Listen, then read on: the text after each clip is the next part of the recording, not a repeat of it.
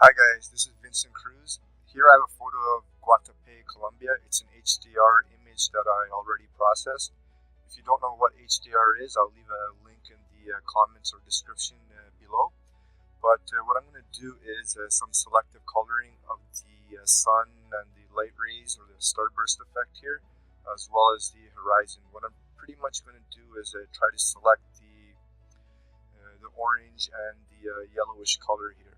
So what I'm going to do is select the hue and saturation adjustment layer, and here I can adjust the saturation, but what I want to do is actually use the saturation of each individual color or from the color spectrum. So what I'm going to start is go to the drop down here and select the magentas, and there's not too much magenta here, but let me just increase the saturation. And actually there is a little bit, so I'll decrease the saturation of the magenta all the way down to minus 100. The blues, I don't need it, minus 100.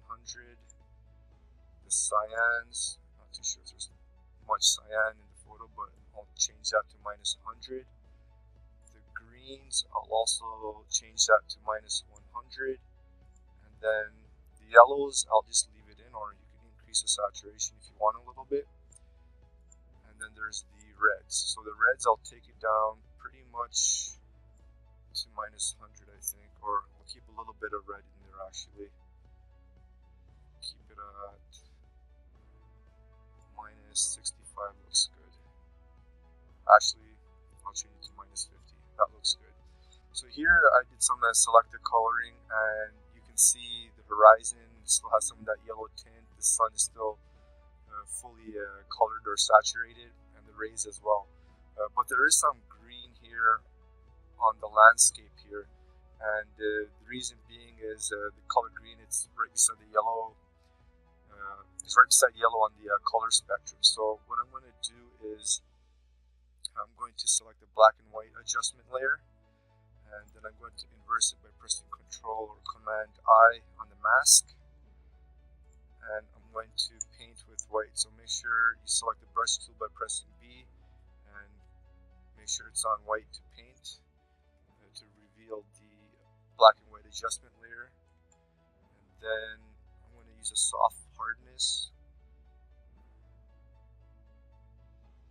Okay, so keep it at 0%, and now I'm just going to paint over everything that shouldn't have color. I'm just going to double check the sky here, and then as well as the landscape here.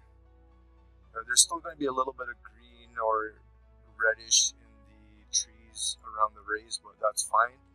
And I'm just going to brush here as well, here a little bit here, and you can decrease or increase the brush size by pressing the left or right square bracket keys.